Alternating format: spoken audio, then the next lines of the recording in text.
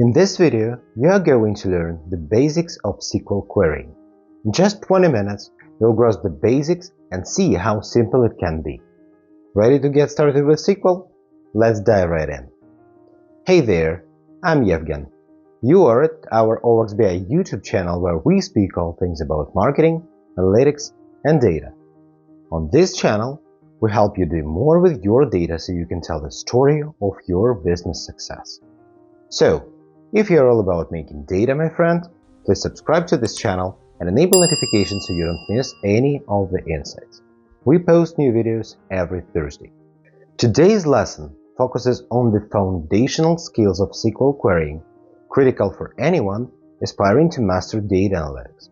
While we have just a little time together, I guarantee you'll walk away with a solid understanding of SQL's core functions, selecting data to meet your specific needs.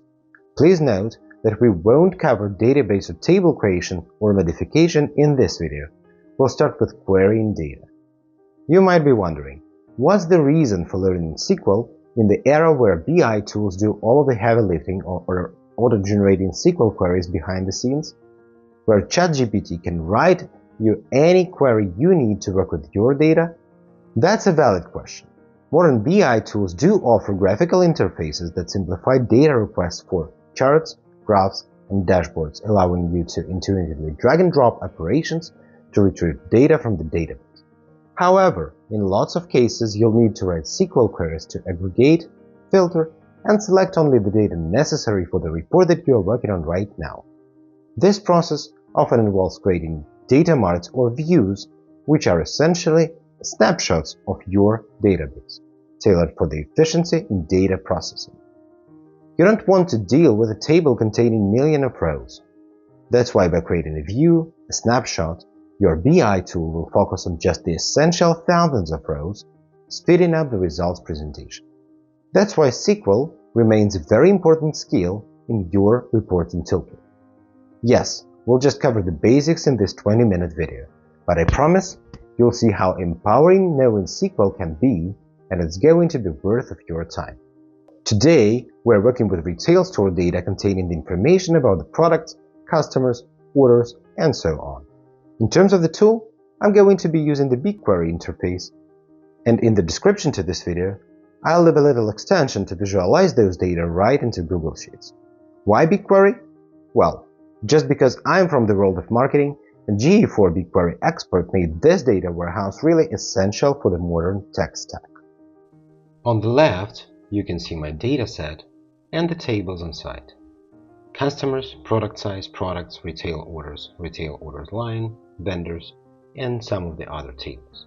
We are going to be working mainly with the products table. If we click it, we'll see the schema of the data within the table. I'll leave a link to this database in Google Sheets if you want to play around with it too.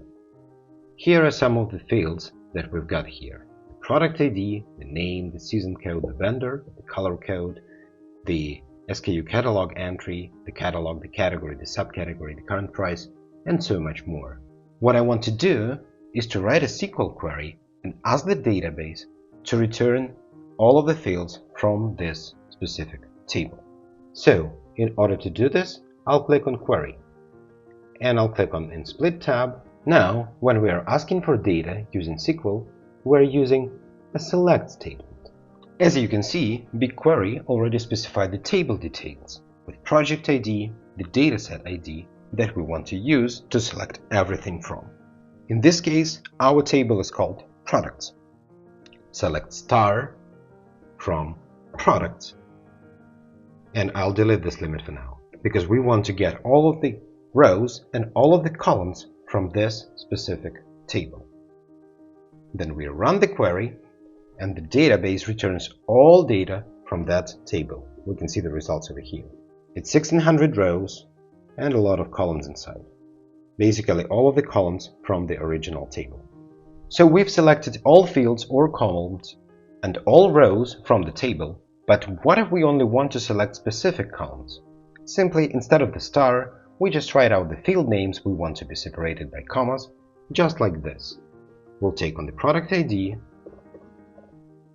we'll take the name, we'll take the vendor, we'll take the category, subcategory, and current price.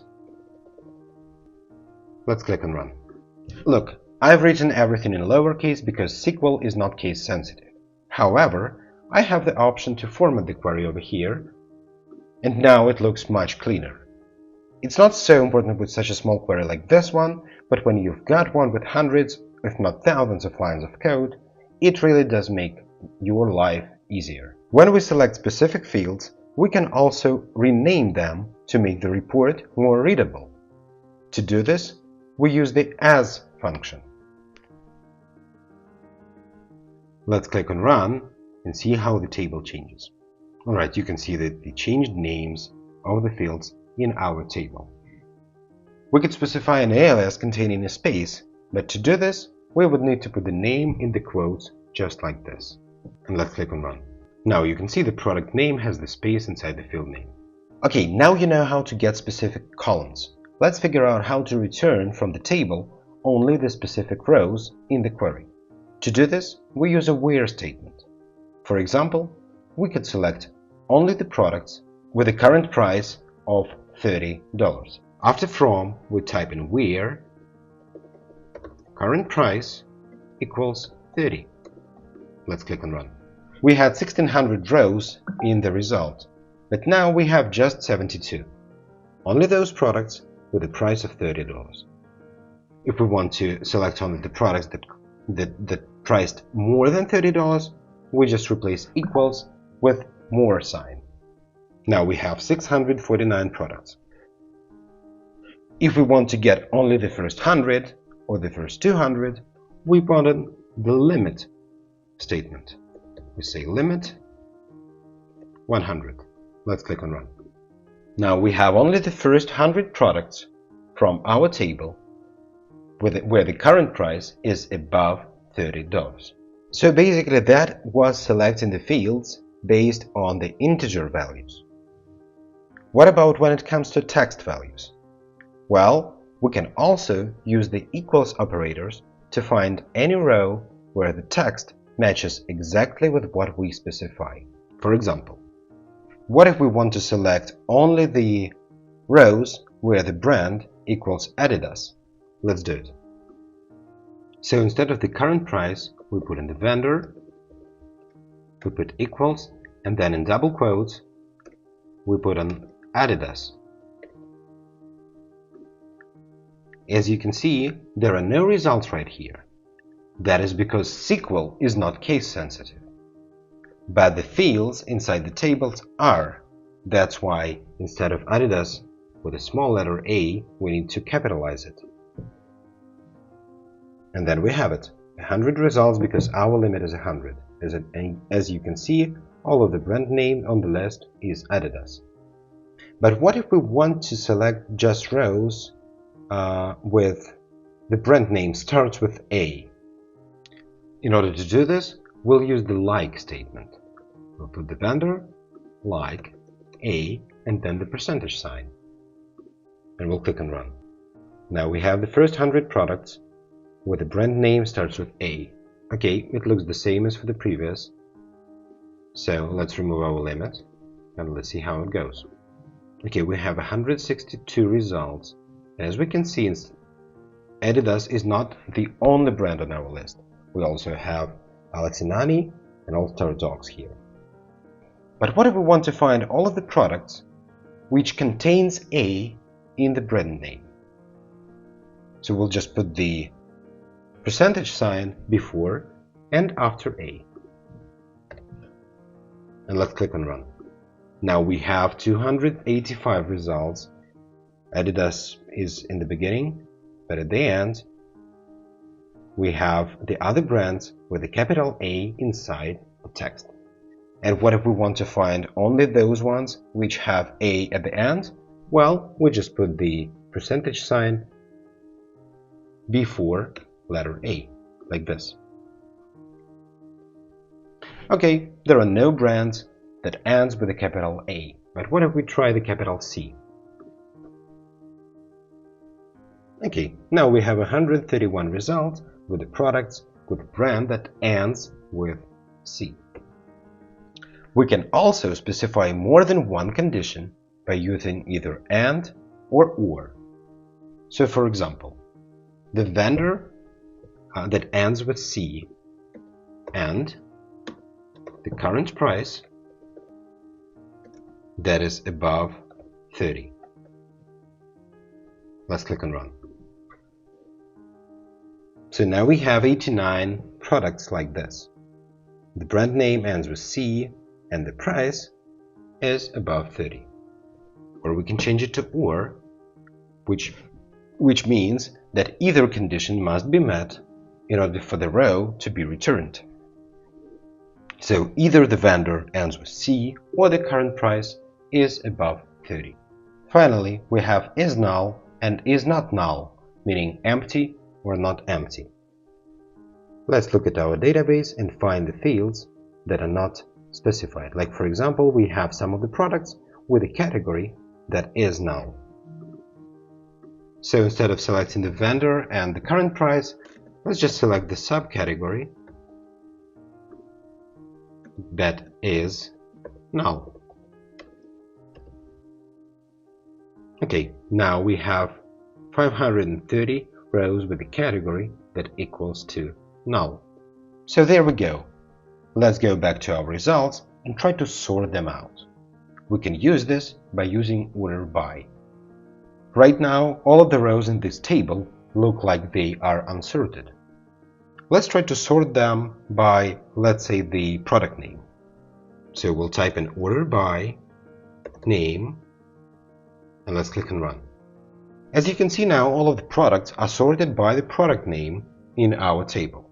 It starts with some signs, then the numbers, and only then the letters. If we want to find the more expensive products on our list, let's sort by the price. Now, this way we found only those ones which either doesn't have the price or which cost a little. In order to sort in the descending order, we'll just type in descending.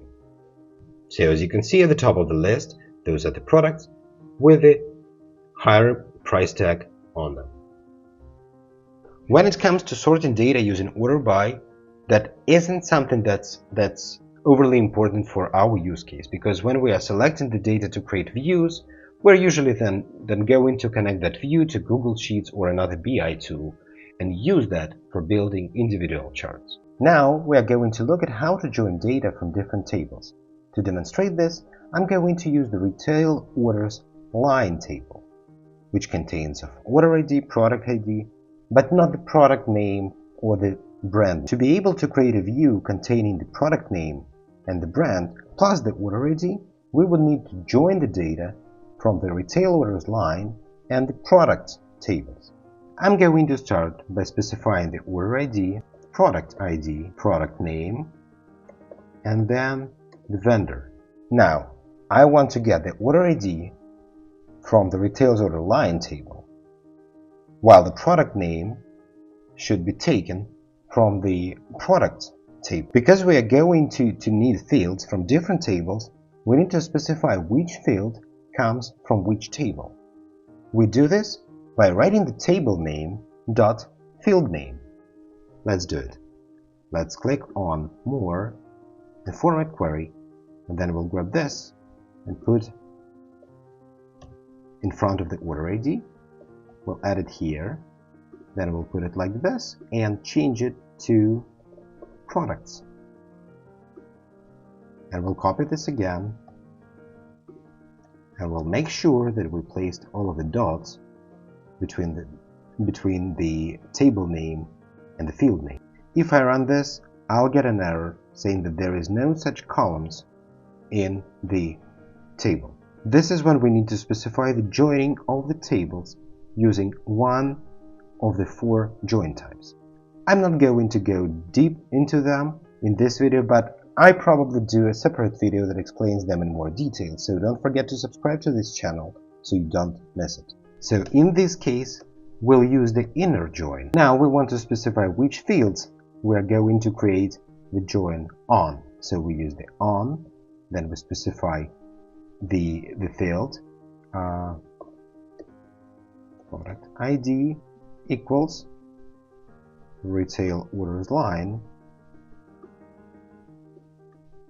dot product ID. I'll remove this limit and we'll run our query.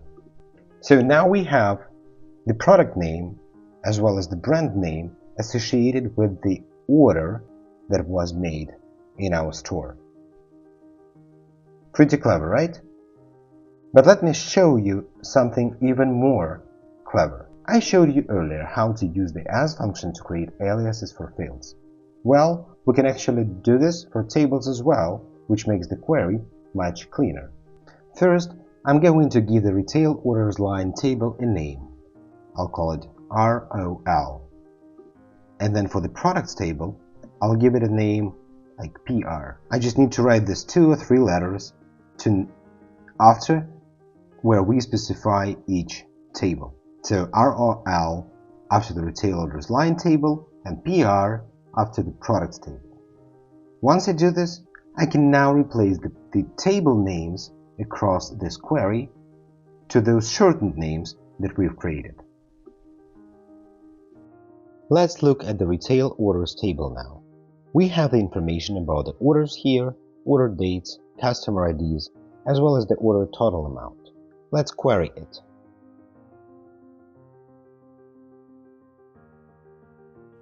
Let's say we want to figure out average value per customer, how much each customer brings to our business. So you may notice that there are multiple rows for each customer on different dates. So how would we add up all of those different dates for each customer? Well, to do this, we're going to aggregate the data using the sum aggregator. I'll add sum to the total amount field, name it total value, and run the query. That's not what we were expecting, but that's because we haven't specified in the query how we want to group the data together. This is when we need to use the group by clause.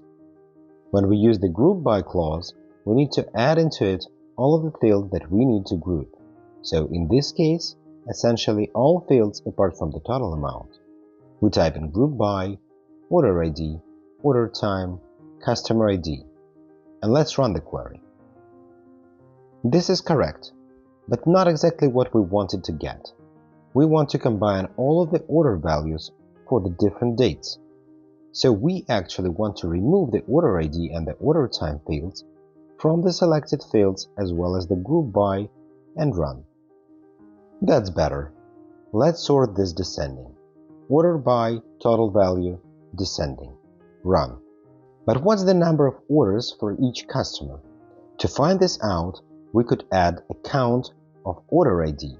Count order ID as orders. And what is the average order value for each customer?